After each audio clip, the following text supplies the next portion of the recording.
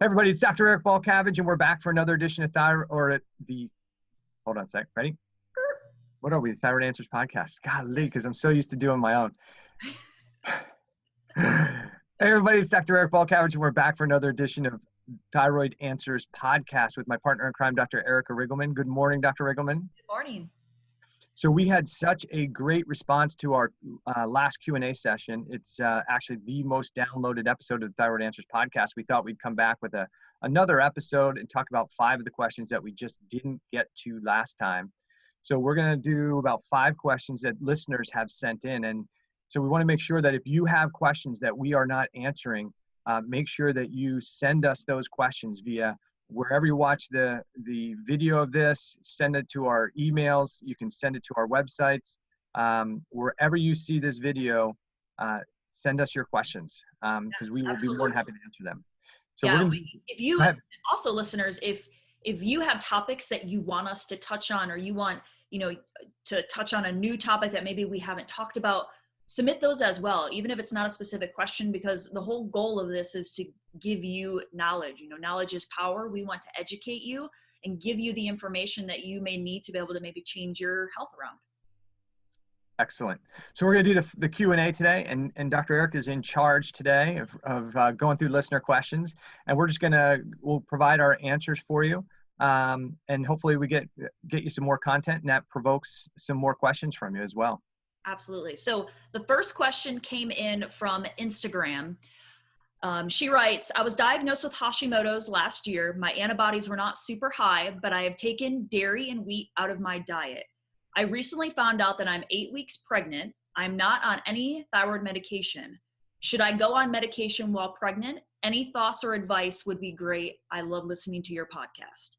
Well, we are so happy that you are listening to our podcast and that you like it. And thank you for submitting the question. And so this is kind of a touchy subject. I'll kind of let you kind of dive a little bit into this, and then I'll add a little bit of information. But go ahead. I'll let you kind of go for this one. So whether you need to go on thyroid hormone or not, it really depends on what your symptomatology is, what your labs look like. And so if you're currently able, just because you have thyroid antibodies doesn't mean you don't have sufficient thyroid hormone, and it doesn't mean you don't have sufficient thyroid hormone getting to your cells. So what you really want to do before anybody can give you the decision whether you need to be on it or not be on it is really have a comprehensive thyroid panel performed. And then if your doc does the evaluation and you are deficient in thyroid hormone, I think it's critically important that you get thyroid hormone into the system during pregnancy, because thyroid hormone is really, really important for the development of a healthy child.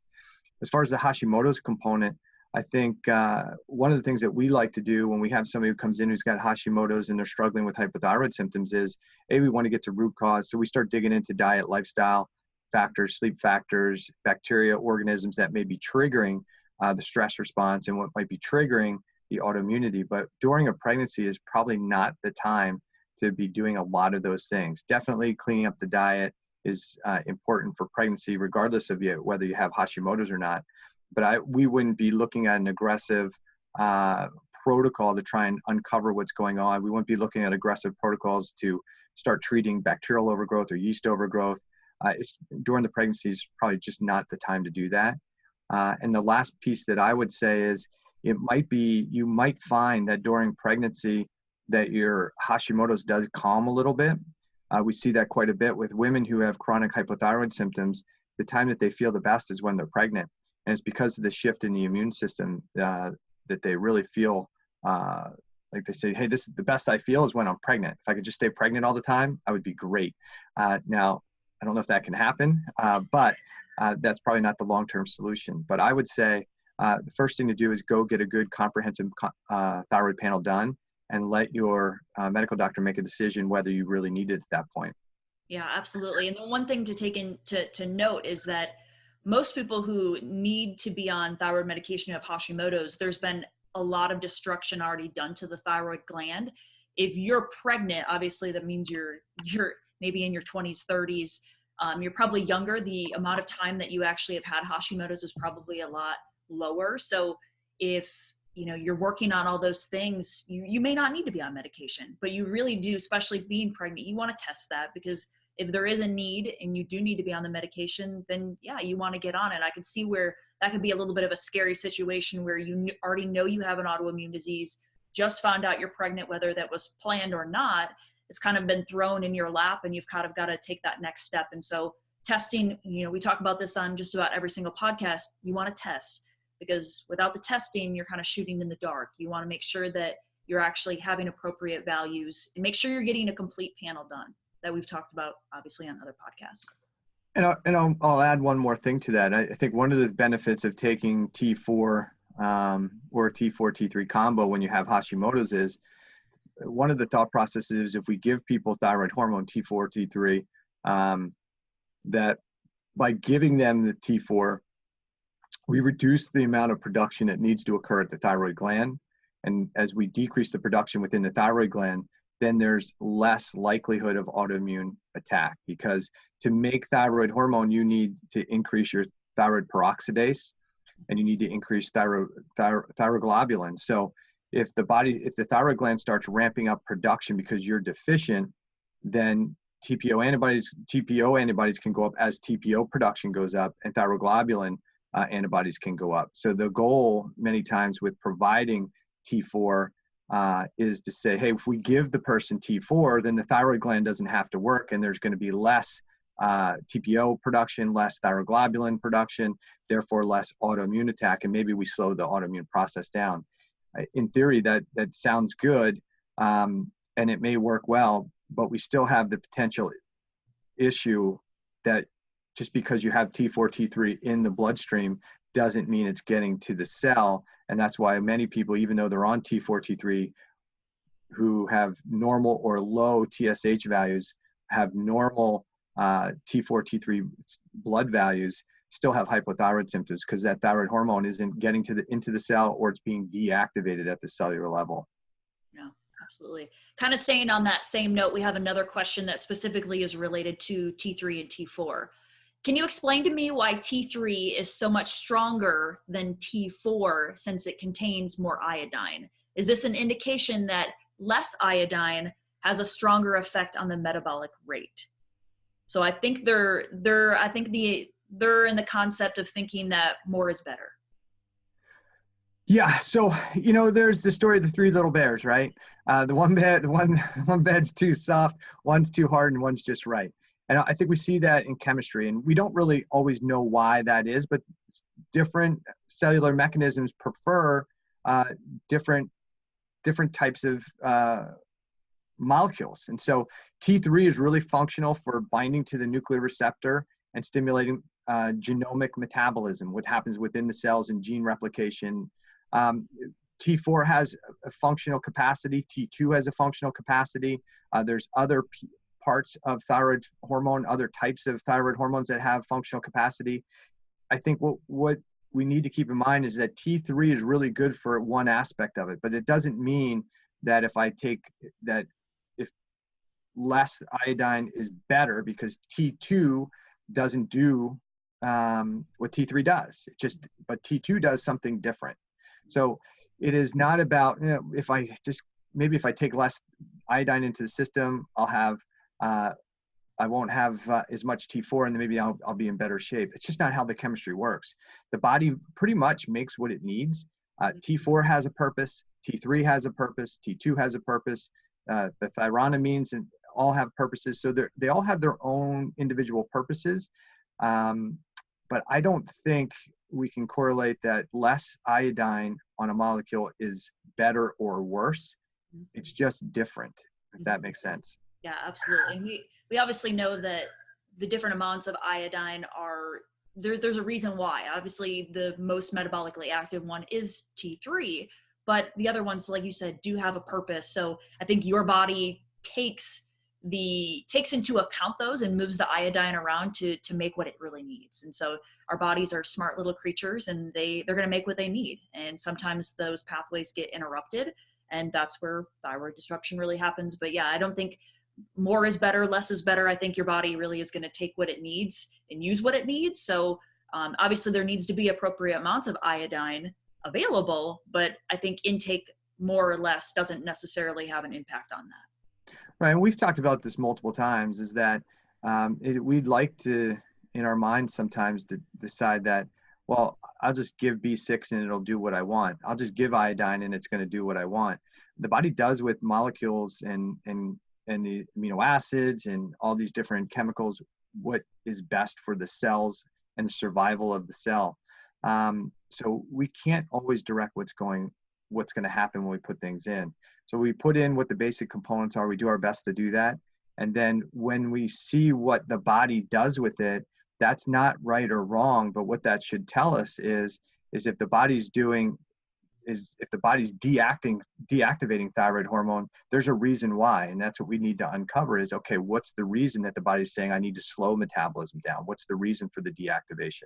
If I put B12 into the system and I feel worse, we need to understand that doesn't mean you're sensitive to B12. It means that the body is doing something, maybe that's more in a detoxification role or something that is not necessarily what we intended for it to do, but it's doing what is important to the cellular system. So I think it's really important that we understand that the body is always in survival mode. It's always trying to protect itself. The cells are like little organisms in themselves that are always trying to protect themselves. So they'll do with molecules what is most important to them for the survival of themselves and the surrounding community of tissue, community of cells. So it's an interesting question. Hopefully we answered it for that person, for that listener. Yeah, absolutely. Next one is, I have hypothyroidism and suspected Hashimoto's. What could stem cell therapy do for me? Okay. So do you want to start with that one? Or do you want me to? Some of our listeners may not know, we do a lot of functional medicine, but we both do stem cell therapy in our office as well. We use umbilical stem cells. And so I know in my office, I have been utilizing this with some of my thyroid patients. I'll get this question a lot of, are stem cells going to fix my thyroid? Well, what we know and what we've obviously talked about on past podcasts is that there's an inflammatory cascade that happens with thyroid physiology. And so this could be a wormhole that we could honestly do a whole podcast on itself, is just stem cells. But to give you the kind of short answer, let's just talk about what stem cells do, and then we can kind of relate that to what that can do for thyroid physiology. The three biggest things that we know stem cell therapy does is, one, it's going to reduce inflammation. It's going to modulate your immune system, and it's going to repair, regenerate, and regrow tissue. Those, plain and simple, that's the easiest form of way we can say that stem cells are going to help in the body. And so we know that with thyroid physiology, inflammation plays a huge role in that. And then if you have suspected Hashimoto's, that modulation of the immune system is key. Do you want to touch on what modulating the immune system actually is and how that relates to possibly autoimmune disease? Yeah, absolutely. So I'll break that down a little bit. So if you have hypothyroidism, right? Remember, we talked about this many times, that hypothyroidism in our world, for the most point, starts at the cellular level, right? Some type of stressor, whether it's physical, chemical, emotional, microbial, or a combination of those factors, trigger a stress response by the cell, which often triggers an inflammatory process. And so if it's a short-term acute inflammatory process, you have short-term inflammation, you have short-term cellular changes, and within a short period of time, you go back to normal. The problem for most people is they live in a world of chronic stress, chronic cell danger response, chronic inflammation. And that inflammation over a period of time and that cell danger response can initiate the autoimmune cascade. We've talked about that on multiple podcasts. So if you have Hashimoto, or if you have hypothyroidism, that means you probably have the cellular response going on. That's why you have the symptoms. And then you're more than likely, if you have your labs actually starting to show indicators of hypothyroidism, then you probably have Hashis, because about 80-90% of the cases of hypothyroidism are caused by the autoimmune attack. As far as where do stem cells come in there? Well, as Dr. Erica said, stem cells are anti-inflammatory, so they can calm that inflammatory cascade. they are immune modulatory, which essentially means if your immune system is weaker than it should be, it can actually boost the immune system. And if your immune system is overactive, it can calm the autoimmune cascade, calm that immune response. Will it heal Hashimoto's, or will it heal the process? Well, I think we have to look at this from a couple perspectives. The potential is that stem cells are anti-inflammatory and immune regulatory and regenerative. But when we put stem cells into a vein, currently we're not shooting into a thyroid gland. If we're providing stem cells, they're either via a joint for a degenerative joint, we're trying to help reduce the inflammation, help regenerate the cartilage there, or we're putting it into a vein. And when we put those stem cells into the vein, we can't direct that it goes to any particular tissue. We just put them in, the stem cells start to multiply and divide once they find these areas of inflammation, and they start to do their work. Is there a potential for a stem cell infusion to reduce the inflammatory process? Absolutely. Is there potential for the stem cells to calm the autoimmune cascade or modulate the immune response? Absolutely. Will it cure Hashimoto's condition? We have no idea at this point. And so I think Dr. Eric and I look at the use of stem cells for people who have chronic inflammatory and autoimmune conditions. I think we look at this the same way. Essentially, when you have a chronic inflammatory condition, you've got high blood pressure and high cholesterol, and you've got you have arthritis, and you got degenerative joint conditions, and you have multiple autoimmune conditions. You have a systemic inflammatory process going on, and stem cells can offer us the opportunity to essentially calm the fire, knock the fire down, so we can identify where the fire started, so we can address the underlying issue. So in our world, if I have somebody who comes in and comes to see me with an autoimmune or chronic inflammatory condition, if they're open to the idea of getting stem cells, we may provide them with some stem cells right at the beginning to calm that fire, calm that cascade. And then while those stem cells are starting to do their job, because the stem cells don't fix something right away, they don't fix the inflammation or modulate the immune system like today. Once we put the stem cells in, they start to double and double and double and double over time. And so it may take 4 weeks, 6 weeks, 12 weeks for those stem cells to really start to ramp up and for people to really start to see change. But as those stem cells are going in and calming the fire, then we can look at labs, we can look at how the timeline, look at the history. It gives us a little bit of maybe extra cushion so we can calm that fire, and we maybe start to get the person feeling a bit better just by doing that. But ultimately, we still need to get to root cause, because if we don't get to root cause, the likelihood is that the person's going to be exacerbated again. It'll be 6 months, a year, and they'll be like, okay, it's coming back again, right? Because we never got to root cause. Yeah, I think that's an important key thing to note, is that stem cells are not a miracle cure. You know, you're not just going to sit back and let these stem cells go in and they're going to fix everything naturally. There still has to be hard work to be put in there.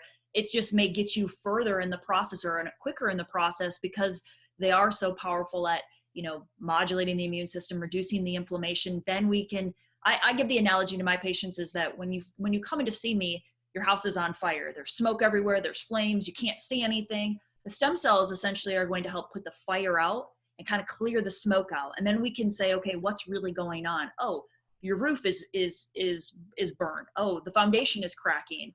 Then we can really see what we have going on and then address that, because I think that stem cells fit very well into functional medicine. But they go together. You can't really do stem cell therapy without addressing some of those other things. And I think some people coming in they don't want to put in the hard work, so they're looking for this quick little fix. And there are people out there saying that, you don't have to change your diet. You don't have to do the functional medicine stuff if you get stem cells. In my opinion, I think that that's wrong. I think you still need to work on the things that created the damage in the first place. So I think it's important that let the listeners know, since we haven't done a podcast on stem cells specifically, and we probably should do one in the future, but we all have these things called stem cells in our body and when we're young, we have lots of them. These are the reparative, regenerative cells in the body. But as we get older, the quality and quantity of our stem cells decline. And essentially what happens when we're young, we have lots of stem cells and very little inflammatory processes going on. But over time, our stem cells, the quality and quantity of our stem cells decline, and the amount of inflammation that we're under, the stress load we're under, goes up. And at some point, the amount of stress we're under and the inflammation it creates overwhelms what our stem cells can do. And that's why we have chronic inflammatory conditions. That's why we have degenerative conditions. That's why we age, not just get older, but we age. And that's why we have autoimmune conditions. If you have chronic inflammatory condition or autoimmune conditions, your stem cells just aren't as healthy as they need to be or should be. And the benefit of doing stem cell therapy is that young stem cells can actually calm that inflammation. They can modulate the immune system, and they can improve the health of your older, sicker stem cells. They actually can revitalize them. I think we should touch about, and maybe if you want, I'll let you do that there's different types of stem cell therapy that we need to kind of make sure people understand, right? You want to take on that? Yeah. So there's 4 main types of stem cell therapy. The first one is going to be fetal and embryonic, which obviously that jeopardizes a life. It's the whole issue with Planned Parenthood. We do not do that. And obviously it's illegal in the United States. So I want to delineate that, because we get, I don't know about you, but we get people that go on our Facebook and accuse us of killing dead babies. And we're not doing that by any means. So just draw the line in the sand. There's amniotic and placental, which is perfectly fine. There sometimes is a little bit increased risk for an allergic response to those. We have the autologous, which are going to be your own stem cells. And this is what a lot of the orthopedists are doing for joint issues. They're taking your own stem cells, either from bone marrow or fat. They're spinning them up and then re-injecting them back into a specific joint. That can be great for younger people, but people who have an autoimmune issue, tons of chronic inflammation, you're taking sick stem cells and trying to give them back to a person. And a lot of times it can take a lot longer for those stem cells to really work. They do work, all stem cells work. It's just a matter of what's going to be best for you. And then what we use is human umbilical cord tissue. They're umbilical cord stem cells. So after the mother has given birth to a healthy baby, the umbilical cord is then donated to a tissue bank, a blood bank. It is processed, and that's where we get our stem cells from. So there's nobody's hurt in the extraction process. And there's no potential risk for rejection, because your body really doesn't know the difference between those stem cells and what you're currently making.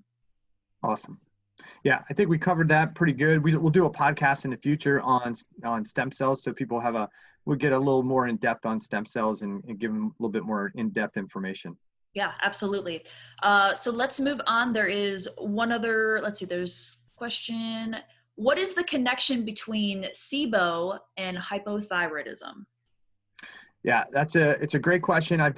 We did a couple podcasts on Sibo and gut issues, and then I know I've done a couple Thyroid Answers videos on this, but I think if people I think it's still a question we can answer. There's multiple connections here, and I think we can start at the top. If somebody already has hypothyroidism, do they have a greater risk of developing Sibo? Yeah, they can, and for a couple reasons. When somebody has hypothyroidism, one of the things that cellular hypothyroidism can cause is a decreased production of stomach acid. And stomach acid is critical to the start process of digestion. So when you eat food, the body releases acid in the stomach to break it down, to start to neutralize it and to kill organisms coming in and off your food. And how acidic that chyme is, the contents of the stomach, determines how much bile is secreted, how much bicarbonate is secreted, and it determines how much pancreatic enzymes are secreted. And so hypothyroidism decreases stomach acid production. So that's step one. Step two is that thyroid hormone is critical for the production of bile. And bile in itself is also antimicrobial. So when you have cellular hypothyroidism, you have decreased bile production, then you don't produce healthy levels of bile, and then we lose the antimicrobial capacity in the upper part of the small intestine that bile provides. And bile has indirect antimicrobial capacity at the lower end of the small intestine, which is where Sibo typically occurs. So when we have hypothyroidism, we lose acid production, we lose bile production. The third piece would be you need you need thyroid hormone to make pancreatic enzymes, which are the digestive enzymes that the pancreas releases, and they help us break down our food. And there's enzymes in there that are antimicrobial. So when we have cellular hypothyroidism or glandular or overt hypothyroidism, the pancreas just doesn't produce the same quality and quantity of digestive enzymes. And so we lose both the ability to break the food down appropriately, and we lose the antimicrobial capacity. And so when we lose the breakdown of these enzymes and acids to break the food down appropriately, it allows for the food to kind of hang in its kind of undigested state longer in the GI tract, and that allows for organisms that we've now have overgrowing because we don't have the acids and enzymes to overgrow and kind of feed on those things. Mm-hmm. The fourth component, I would say, is that thyroid hormones is critical to the motility of the GI tract, something called the migrating motor complex. So it plays a huge role in that. So hypothyroidism could lead to slowed motility or constipation. And if your motility is slowed, then again, there's greater time that the food's sitting in the small intestine, allowing for more time for bacteria to overfeed and overgrow. Mm-hmm. And then if we get into, there's something called serotonin production. Thyroid hormone plays an important role in serotonin production. Serotonin is a critical hormone for also for bowel muscle function and motility. So there's 5 component reasons right there how hypothyroidism could promote or cause Sibo, which is small intestinal bacterial overgrowth. Anything I missed there? No, I think that's really good. But on the flip side of that, mm-hmm. you also have to think that if you have Sibo, that could also create thyroid disruption more at the cellular level, because that's going to create that stress response. So when you have Sibo and hypothyroidism, you've got to kind of look at it with chicken or the egg, which one really came first, because honestly, either one of them can cause the other one to become out of balance. Because if you have just even a little bit of reduction of thyroid hormone, and then it promotes the bacterial overgrowth, that's going to create that stress response, which then the cellular component reacts to, which means you get less thyroid hormone inside the cell, the body, and it becomes this kind of cascade that kind of goes back and forth. So you kind of have to approach it from both ends when you're working at that, which is, why working on gut health is so important. That, obviously we need to know what pathogens are in there. And this is the approach a lot of doctors will take, or even patients, is that they want to find out, well, what exactly is the pathogen? Let's get rid of it. But you can get rid of it, but you're going to be in the same boat maybe 3 to 4 months down the road if you don't fix those underlying mechanisms that allowed the overgrowth to happen in the first place. Absolutely. So it's interesting. I was reading the paper actually this morning on stem cell function in the GI tract. And one of the things they mentioned in that paper is that when we have bacterial overgrowth or some type of food and irritant or immune response in the GI tract, it actually changes the signaling mechanisms of the stem cells. So these really stem cells are these early cells, and they can differentiate, become different types of cells. But when we have this bacterial overgrowth, it actually changes the types of cells that the stem cells become. And so it's really pretty interesting. It's probably a little heavy for this group, but there is a tie to Sibo, thyroid hormone, and stem cell physiology within the GI tract. So it's pretty interesting. Yeah. And Dr. Erica, go ahead.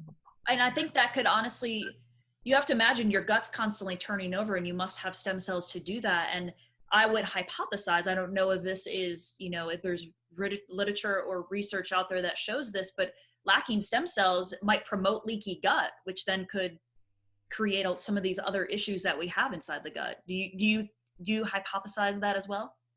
Yeah, absolutely. So and one of the things is that with chronic bacterial infection, what they're saying in the paper is that chronic overgrowth creates chemistry changes that actually promote leaky gut because of how they change what those stem cells develop into. They develop into different types of cells, which then allows for the leaky gut. So it's a really interesting tie-in. I think as stem cell research goes on, we'll understand more and more about it. but it really tells us how complex these GI issues can be. But we won't get too far off tangent there.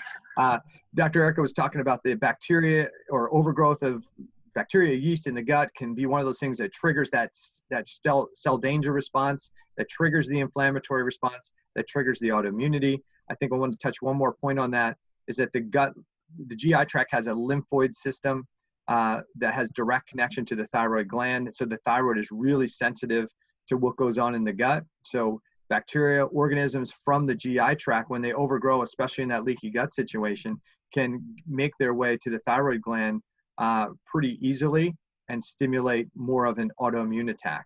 So definitely multiple connections between thyroid physiology and gut problems, and especially Sibo. Yeah, and to add more to this, if you haven't watched the previous podcast episodes where we spent almost a full hour talking about exactly with Sibo, who did we interview with the Sibo? That has she actually has her own Sibo podcast too. Yeah, Nirala. Yes. Nirala Jacoby. And we interviewed the lab for testing for Sibo. Yeah, so those are great podcasts to go back and actually, re-listen to all that stuff. That dives deeper into what we just talked about. Yep. All right, we have one last question. I have found that going gluten-free has been easy for me, but not so much with dairy. What recommendations do you make for going dairy-free? So I will start with that one because I love me some dairy. So I think I agree. Dairy is probably the harder thing to try and remove from your diet. There's a lot of gluten-free alternatives, but I don't think people are as aware of that there are some dairy-free alternatives, and I know you're really well versed on that, so I'll let you touch on that aspect. For me, I think there's two things. One, if you have to be off of it and you can't have it, you can go through what some of those better alternatives are. What I do in the beginning is, if we don't know somebody has to be dairy-free, we still want them to be dairy-free in the beginning. Gluten-free, dairy-free, that anti-inflammatory process, be kind of really aggressive in the beginning. And then what I try and do, especially for people who really desire to have dairy, then we try and bring those things back slowly, because we want to see if they're reactive to the whole dairy component, like milk, or they're reactive to the fat component of it, the casein component, or the whey component of it. So what I'll often do is, if somebody's really pushing to get dairy back in their diet, I will have them test ghee. And I typically have them use ghee 3 days on, 3 days off, and then 1 day back on, and see how their body responds to it. And if they seem to tolerate that well, then I'll tell them, hey, use the ghee as your dairy alternative for many of the things that call for like butter. If they're going for cheese and they're like, oh, I need some cheese, I'll ask them to start with something like maybe a goat cheese, and try something that's the goat cheese first. And if they react to that, then we're typically saying, hey, just stay with the ghee. If they do well with that, then we may go to try some of the cow components of it. Have them try some cow whey, have them try some cow casein, and see if they react to either of those. And it's a 3 day on, 3 days off, 1 day back on for all of those. If they react to them, it's out. If they don't react to it, then my recommendation for most people is that somewhere down the line, 60, 90 days after they've had it in their diet, if they feel fantastic, maybe don't worry about it. But if they're starting to feel sluggish or starting to get some of their hypothyroid symptoms back, then it's a good time to do that reactivity testing. Because I think one of those things that's important to know is, once you give up dairy or gluten for 30 days, 60 days, and say, well, I'm tired of doing this, I want to see if I'm reactive to it, your antibodies have gone down. So you're not necessarily going to be able to see if you're reacting to the food if you're not eating it. Mm-hmm. So the only way to really know if you're reacting to it, if you haven't eaten it for a while, is to start eating it again. So I think the best thing in the situation where you really want dairy is to bring it in, components of it, bring it in slowly, give yourself plenty of time to see if there's some type of reaction to it, and maybe use some of the alternative dairies, like goat products, There's even some camel dairy products that are available now. And if you tolerate those well, fantastic. If you don't, then you probably should stay off dairy altogether and use some of the dairy alternatives, which Dr. Erica knows all about. Yeah, I think that during that phase of removing the dairy, because you have to be off it. I recommend my patients stay off it for like a minimum of 90 days. I mean, that's going to allow the gut to be able to heal so we can see, do you even have a reaction to it? And so during that 90 days, it can be really hard, especially the cheese and the things that they're used to eating. When you really start to think about it, people consume dairy quite frequently. And Yep. They don't realize that there are some great dairy alternatives, but there are also some really nasty ones out there. I'm the first one to admit it. The first couple times I tried the dairy-free stuff, I was like, this is terrible. I hate this. But once you dive a little bit deeper and more products are coming out because people realize that it's a market that, people want to go dairy-free. They just need something that tastes palatable. So there are great ways that you can ferment nuts. So by soaking nuts and fermenting them, you can actually make cheese that tastes very comparable to regular cheese. I've actually invited my neighbors over for dinner before and made things that had cheese and dairy in it. And after they ate it and I told them it wasn't really cheese, they were like, no way, that had to be cheese. And I'm like, no, it wasn't. They would have not been able to tell the difference. So there are some really good brands out there. There's a few that I prefer. Kite Hill is one that has a cheese, like a soft cheese and a hard cheese. Treeline is another brand. And then there's a company out of New York called Dr. Cow. I have had this once. When we traveled out of town, I was able to get it. We don't have it in our area. It can be a little bit harder to find, but they actually have a store in New York where you can go in and they have all of these like blocks cheeses that are made from different nuts. And they honestly do taste exactly like regular cheese. So it can give you, if you're looking for that gluten-free cracker and cheese component, that really can kind of satisfy that kind of craving. When it comes to milk, I mean, you can buy almond milk. There's coconut milk. You can make your own at home, which I highly suggest because some of the ones the store-bought can be just as bad as what regular dairy is. They sometimes pack that stuff full of different chemicals and preservatives. So making your own at home is very, very simple. I know on our YouTube channel and Facebook, I've made videos on how to make nut milk.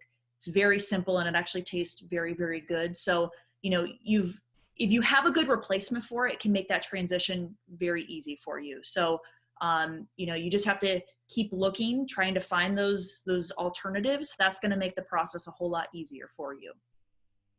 Yeah, I think for many, the dairy piece is the harder thing to give up just because there aren't a lot of really good alternatives. Mm-hmm. But I think, as you said, there's a lot of companies that are now starting to come out and not just make stuff, but make stuff that's palatable.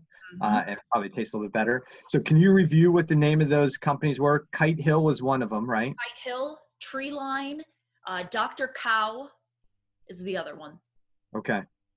And they make they make like cheeses. Do they make like a butterish type product? Do they make milk products, or is these mostly cheese products? These mostly are cheese products, yeah. Okay. And then from a dairy alternative, from a milk perspective, what would you recommend for people if they want milk? Like, I want milk on my cereal, or I need to cook with milk. What would you give them as a recommendation or alternative? Well, there's multiple different companies out there that make almond milk, coconut milk. I think So Delish makes really good coconut products. So you can obviously buy the canned coconut milk. You can buy the carton of coconut milk. And actually more and more companies are coming out with other types of nut milk. So people are very familiar with almond milk. Yeah, cashew milk is coming out now. There's cashew milk, macadamia nut, walnut milk, pecan milk. I mean, I make you name the nut and I make that milk. And it is really, really good. And it's thicker than what you can buy in the store. So to make nut milk at home, all you do is buy the non-roasted, non-salted nut. You soak it for a few hours. You blend it up in a blender with some water, and then you put it through either a cheesecloth or they make these things called nut bags, and that literally is what the name of it is. And you just kind of strain it through, and it becomes this very kind of thick, creamy. Add some stevia, a little bit of sea salt, and you've got yourself homemade nut milk. So can you send me the link to that, and I'll attach it to the information for the podcast, absolutely. and that way people have that. Mm-hmm. I know I've seen it, but if you send me the link, we'll get that out to all the listeners. Absolutely. And what's your thought process from a butter alternative standpoint? Well, Nutiva makes a butter flavored coconut oil, and it has a really good butter flavor. So when I know that somebody absolutely cannot have any dairy whatsoever, not even ghee, I'm saying, okay, I know you're craving that buttery flavor. Try that. There is another one that is a coconut. It's called coconut butter spread. It's a mixture of like olive oil, coconut oil. That has a really good, and that's like a spreadable butter that I recommend patients get when they're, especially in that transitional phase. And then obviously, just like you said, if, we've taken it out of the diet for 3 to 4 months, a lot of times I'm saying, okay, let's start with the least toxic dairy, ghee, grass-fed butter, and kind of working our way down as we start to reintroduce some of that into the diet. Okay, good. We'll put those in the show notes so that people have them. I think I got one last question. I think we can probably sneak in there, and then we'll end this podcast. And that is, this is a question I got, and I forgot to mention this one, but is there a connection, or what's the connection between increased cholesterol and hypothyroidism? Okay. So you want me to take that one? You want to take that one? Go ahead. I mean, obviously there's a huge liver component to that, but. Yeah. So I think for most people, when they see that their cholesterol is elevated, they think of it as a dietary thing, like I'm eating too much fat and that's why my cholesterol is elevated. And that's really not what's going on. The primary cause, or one of the leading causes of high cholesterol, is hypothyroidism. So when we eat carbohydrates and we break that carbohydrates down to glucose gets broken down, and essentially, without getting into the in-depth chemistry, that glucose enters the cell, and then it enters into what's called the mitochondria of the cell to make energy. And that whole process is really dependent on the metabolism of the cell, the thyroid hormone status of the cell. So when you have that cellular hypothyroid component going on, and there's decreased metabolism of the cell occurring, then the breakdown of that glucose molecule, something called acetyl-CoA, comes into the cell. The body can't utilize it. And so one of the things it then needs to do is do something with it. So if you put energy into the cell and the cell can't utilize it, the cell pushes that energy molecule back out of the cell so the body can do something else with it. And one of the things that it can convert it to is cholesterol. And then that cholesterol can go to make hormones, coenzyme Q10. It can go do a number of things, cell repair. It can also then be converted to triglycerides and be stored as fat. So when people have high cholesterol, one of the first things they probably need to do is to get their thyroid hormone and their thyroid panel looked at, and not just from a TSH standpoint. And we talk about this all the time. TSH does not represent what's happening at the peripheral cells under stress conditions. TSH represents what's happening at the pituitary gland for the most point, and what's happening at the thyroid gland, but it's only a great representation of what's going on in balanced states. So you really need that full panel. What's happening with T4, T3, reverse T3, and then look at the T3 reverse T3 ratios. If the ratios are off, that means we've got more cellular hypothyroidism going on. So if T3 divided by reverse T3 is less than 10, and free T3 divided by reverse T3 is less than 0.2, then we've got this cellular deactivation of thyroid hormone, and that is going to lend to higher cholesterol. And many times we can see people, and I just had a gentleman the other day who came in who has had a heart attack and cardiovascular disease last year. And then when I looked at the rest of his medications and I said, which came first, the hypothyroid condition or the cardiovascular issue? And he said, well, I started having hypothyroidism 30 some years ago. Right. When did you start having higher cholesterol? A few years after that. Right. And so you could see that ball rolling. So decreased thyroid hormone at the cellular level causes cardiovascular disease, decreased thyroid hormone lends to elevated cholesterol levels, and the whole process lends to the inflammatory process that's underneath it all. But just suppressing cholesterol didn't stop the cardiovascular disease, didn't fix the cellular issue. So when you see increased cholesterol, don't think diet. Think, I've got decreased cellular health. I'm not able to utilize the energy I'm putting into my body. So my body's either going to store it as fat, or it's going to be diverted to do other things. Mm-hmm. You want to touch on that at all? No, and there was also that inflammatory cascade that goes along with that. We know that, cardiovascular disease and having high cholesterol can lead to more inflammation and inside the blood vessels itself, which all of that inflammation can lead to more thyroid issues. The thyroid issues can lead to more inflammation. And I think there's kind of that inflammatory cascade that's tied in there as well. Excellent. Yeah. So we got 6 questions in. 5 was what we were going to do, and I threw in a bonus question there. That was something somebody asked me, and I said I'd answer it, and I forgot about it. So I think we got 6 of those in. If you have any questions that you want answered, if there's some big topic that you want us to cover, like a whole podcast on, that's awesome too. Just reach out to us at our websites.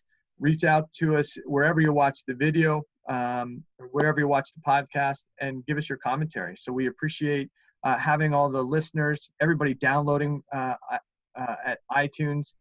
Every month, every podcast, we grow and have more and more downloads. So we're looking forward to trying to keep at least 2 of these podcasts out every month to you, so you have a regular platform to listen to.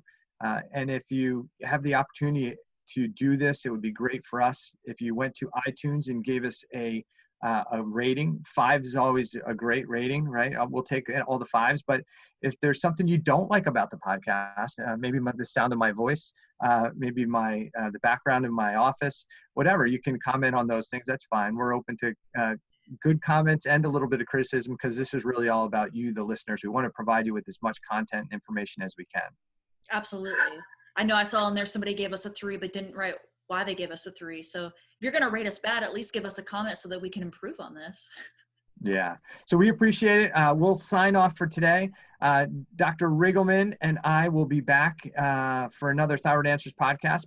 I think we're going to have some guests on for our next podcast, and we'll be looking to put more content, interesting content, more interesting guests on for the rest of the year.